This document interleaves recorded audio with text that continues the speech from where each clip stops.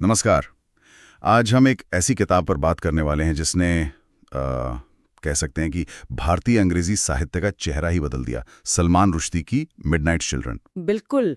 ये सिर्फ एक उपन्यास तो है ही नहीं, ये अपने आप में एक पूरा एहसास है, एक दुनिया है। सही कहा। 1981 में आई थी और आते ही बुकर प्राइज मिला इसे। हाँ, और बाद में तो बुकर ऑफ बुकर्स भी।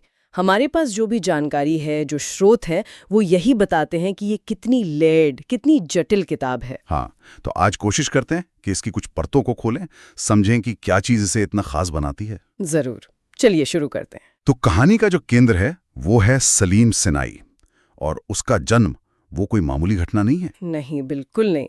ठीक 15 अगस्त 1947 की आधी रात, मतलब जिस पल भारत को आज़ादी मिली, उसी पल सलीम का जन्म होता है। हाँ, क्या टाइमिंग है। हाँ, और कमाल ये भी है कि वो अकेला नहीं है।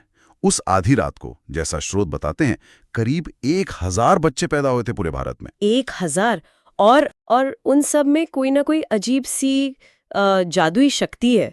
जैसे सलीम जो कहानी सुना रहा है, वो दूसरों के मन की बातें सुन सकता है। टेलीपैथी। अच्छा। मतलब वो इन सभी मिडनाइट चिल्ड्रन से एक तरह से जुड़ा हुआ है। हाँ, मानसिक तौर पर जुड़ा है। लेकिन कहानी सिर्फ इन जादुई बच्चों तक ही सीमित नहीं है ना? नहीं, बिल्कुल नहीं।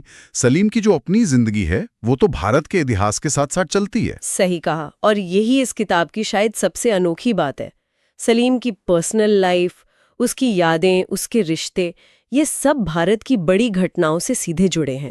जैसे भारत पाकिस्तान का बंटवारा हो, या फिर 1965 और 71 की जंगें, इमरजेंसी का दौर, ये सब सलीम की कहानी का हिस्सा बन जाते हैं, उसकी जिंदगी का हिस्सा बन जाते हैं। मानो जैसे उसकी कहानी भारत की कहानी हो। बिल्कुल, उसकी यादें जैसे देश की सामूहिक यादें बन जाती हैं। और रुश्दी का जो तरीका है इसे लिखने का, ये मैजिक रियलिज्म, जादुई यथार्थवाद, ये क्या चीज है असल में? सुनने में थोड़ा भारी लगता है। हाँ, लगता है, पर आसान शब्दों में कहें तो रोजमर्रा की जो असली दुनिया है, उसमें जादू का, कल्पना का घुल मिल जाना।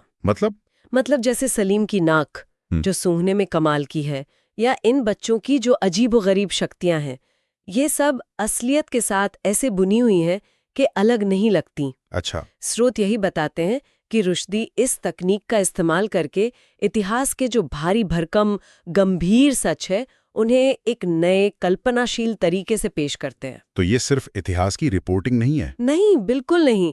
ये इतिहास का एक महसूस किया हुआ, जिया हुआ रूप है, जिसमें जादू भी है, भावनाएं भी हैं, गलतियां भी हैं। तो इसका मतलब ये हुआ कि इतिहास सिर्फ वो नहीं जो किताबों में लिखा है, बल्कि लोगों की अपनी कहानियां, उनकी यादें। हाँ, उनके वहम, उनके डर, यहाँ तक कि उनका जादू भी उसमें शामिल है।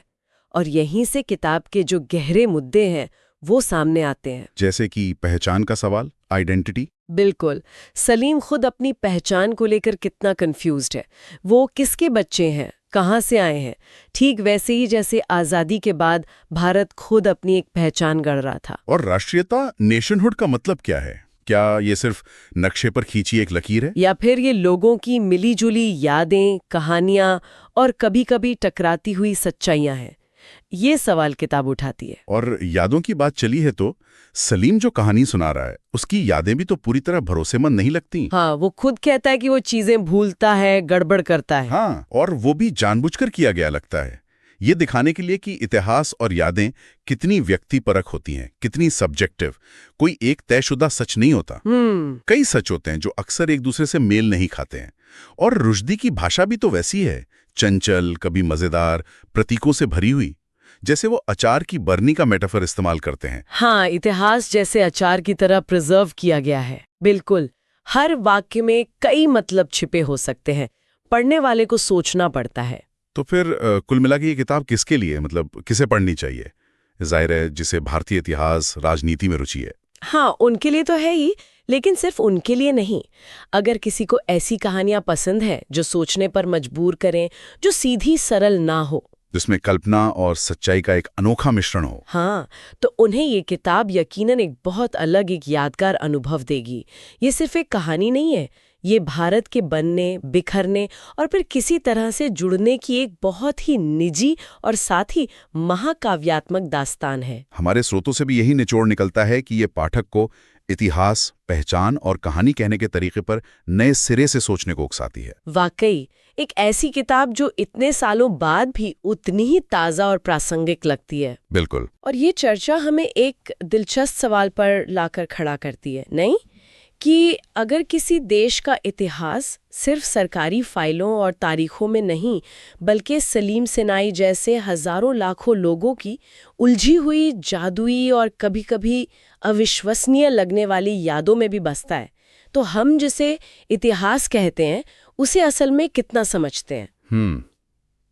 सोचने वाली बात है। शायद असली कहानी इन्हीं अनकही, अनसुनी यादों में छुपी